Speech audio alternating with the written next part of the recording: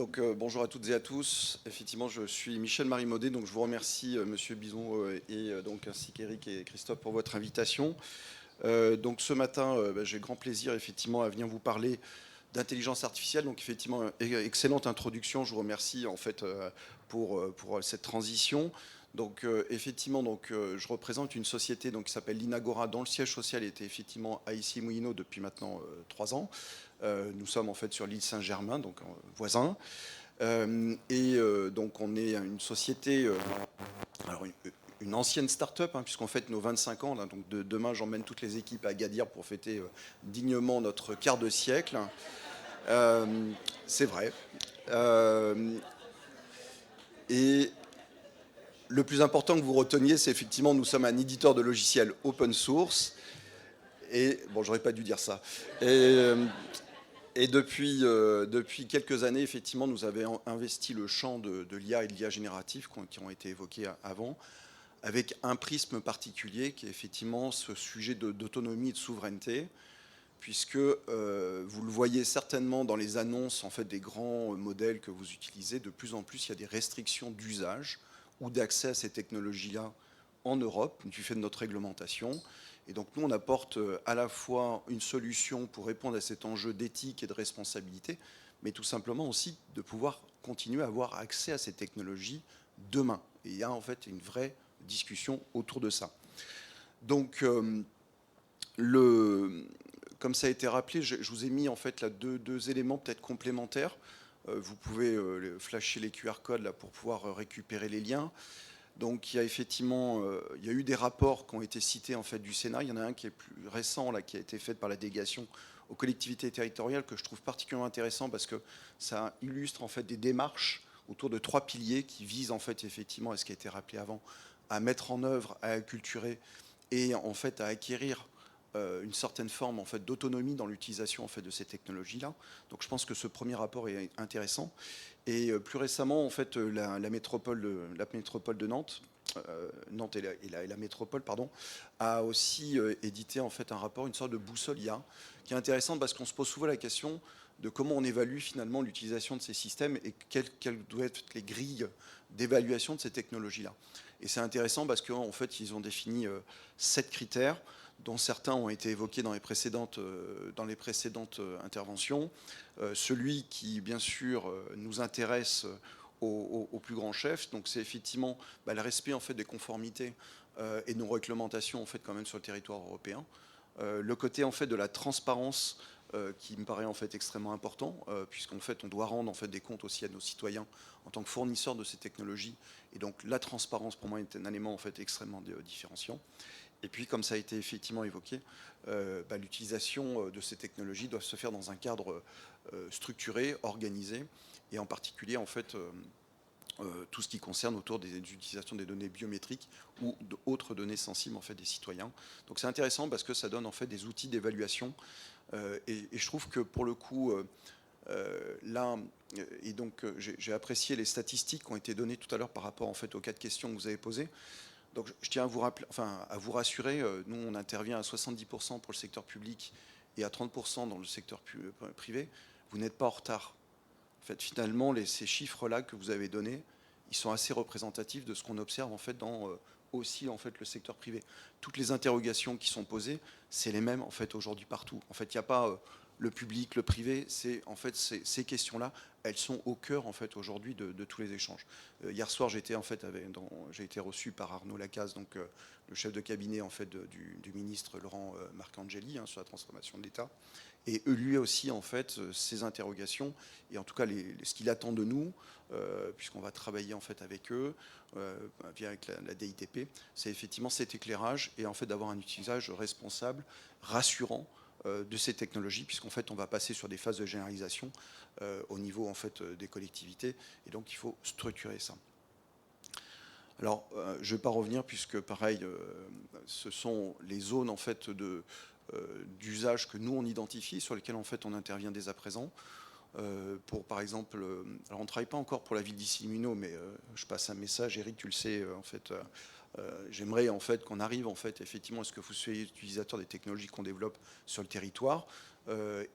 Par ailleurs, Aussi, ah oui, j'avais pas vu. Effectivement, vous avez la transcription. D'accord, il faut vraiment que je dise pas trop de bêtises ce matin. Donc ça, bah, typiquement, voilà, c'est un exemple des technologies en fait qu'on développe. Donc on voulait vous le démontrer en situation. Donc cet outil donc fait partie en fait des offres de l'Inagora, qui est de plus en plus utilisé, puisque effectivement on est dans des conférences de plus en plus internationales. Donc ces outils en fait permettent d'avoir en fait un outil d'accessibilité. Imaginons qu'en fait on ait des gens qui soient déficients en fait d'un point de vue auditif. Ils ont en fait une transcription. Donc ça c'est extrêmement important. Et bien entendu, les technologies, alors je ne sais pas si ça a été activé. Ah ben, voilà. Donc effectivement, donc merci à la régie, mais effectivement vous avez en fait aussi la possibilité de parler vous dans votre langue native, et pour les locuteurs en fait dans la salle qui seraient en fait sur des langues natives autres, d'avoir une transcription. La solution permet même en fait de flasher un code, et donc si on avait des Italiens, des Allemands, bah, de pouvoir flasher ce code et d'avoir en fait la transcription dans la langue en fait de la personne. Voilà. Donc ça c'est donc et effectivement nos cas d'usage et ce que l'on fait avec le modèle Lucie qu'on développe effectivement depuis un certain nombre d'années sur votre territoire, c'est de travailler en fait sur l'IA générative, sur la voix et le texte. Parce qu'en fait, si on regarde ce qui fait consensus finalement dans toutes les organisations, là où on peut avoir des gains efficaces et rapides de productivité, c'est sur la gestion documentaire, la gestion des réunions.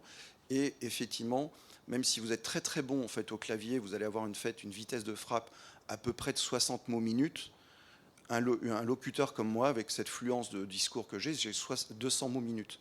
Donc on comprend déjà que ne serait-ce que si on capture, et ma génération, on a été bercé dans les films de science-fiction où effectivement les hommes interagissaient avec les machines par la voix. Moi, ça a toujours été en fait un trigger en fait d'innovation et puis de motivation à construire ces technologies.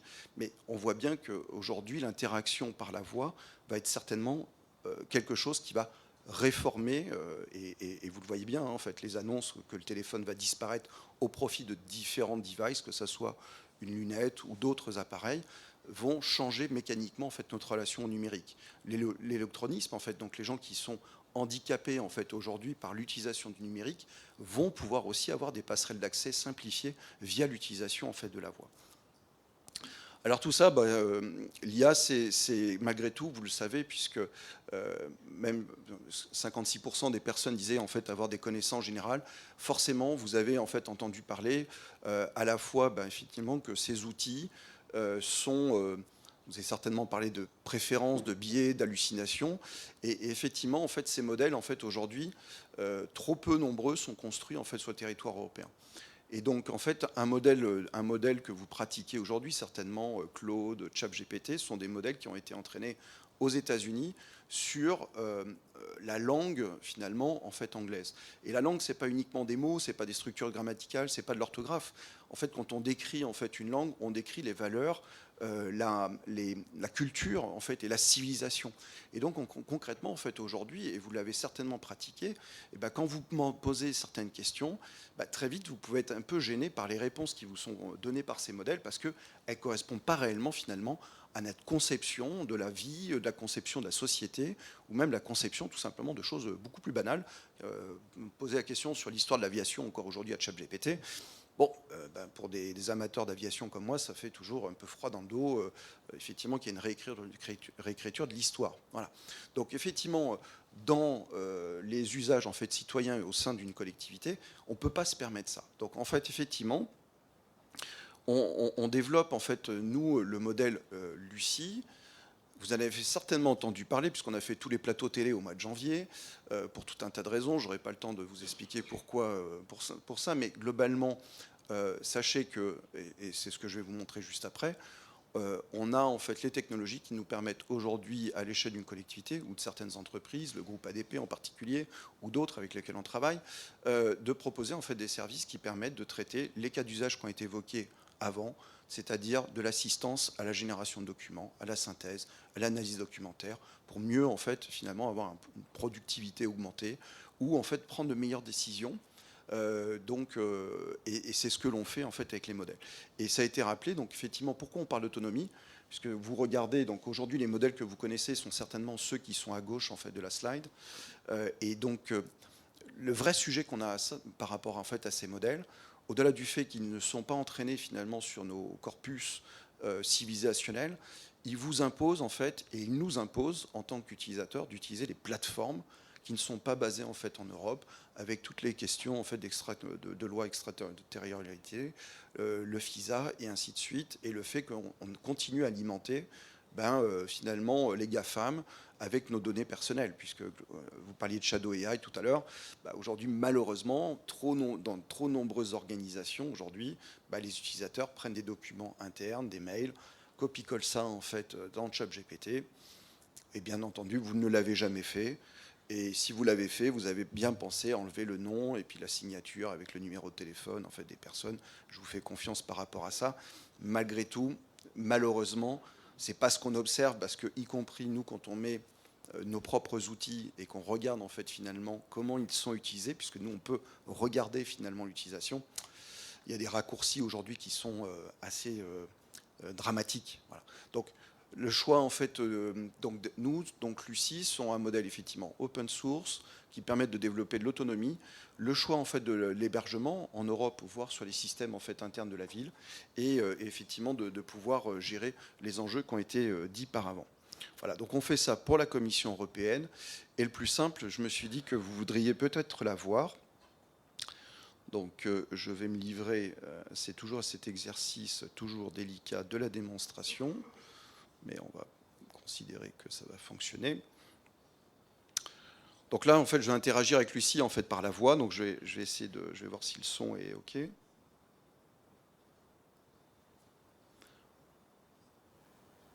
Bonjour, heureuse de vous rejoindre. Que puis-je faire pour vous? Bonjour Lucie. Tu sais, ce matin, donc j'interviens devant les cadres de la ville d'Issy-les-Moulineaux. Est-ce que tu peux te présenter d'abord? Bonjour, je suis Lucie, une intelligence artificielle conçue à Issy-les-Moulineaux pour servir l'humain, le savoir et le bien commun. Je suis née d'une volonté. Créer une IA transparente, libre et respectueuse des valeurs démocratiques. Je suis un modèle open source dont le code, les données d'entraînement et les choix algorithmiques sont publiquement documentés. Je représente une alternative souveraine, éthique et locale face aux grandes IA centralisées. Très bien, merci. Est-ce que tu pourrais dire en fait finalement ce que fait déjà la ville d'Issy-les-Moulineaux pour vis-à-vis des citoyens et de l'usage de l'IA? En fait, quelles sont les initiatives qui sont déjà prises par la ville? La ville d'Issy-les-Moulineaux a déjà mis en place plusieurs initiatives concernant l'IA. Notamment, ICI-GPT a été lancé en décembre 2023, une IA accessible 24 heures sur 24 via le site de la ville ou par SMS. De plus, la ville organise régulièrement des événements pour débattre des enjeux de l'IA, comme le festival Viva Ici. Y a-t-il d'autres aspects, des initiatives de la ville qui vous intéressent particulièrement? Alors oui, moi ce qui m'intéresserait, c'est, puisqu'on parlait tout à l'heure des cas d'usage en fait de l'IA dans une collectivité comme la ville, qu'est-ce que c'est quoi en fait les premiers cas d'usage que tu pourrais imaginer toi pour par exemple les agents de la ville de Issy-les-Moulineaux? Je peux imaginer plusieurs cas d'usage pour les agents de la ville. Je peux aider à la rédaction automatisée de comptes rendus, de notes internes ou de courriels administratifs. Je peux aussi synthétiser des documents comme des rapports ou des comptes rendus de réunions.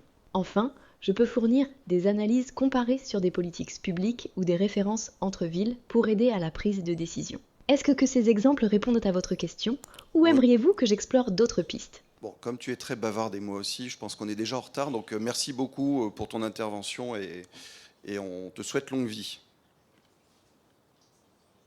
Je suis ravie d'avoir pu vous aider. Merci pour vos vœux. N'hésitez pas si vous avez d'autres questions à l'avenir.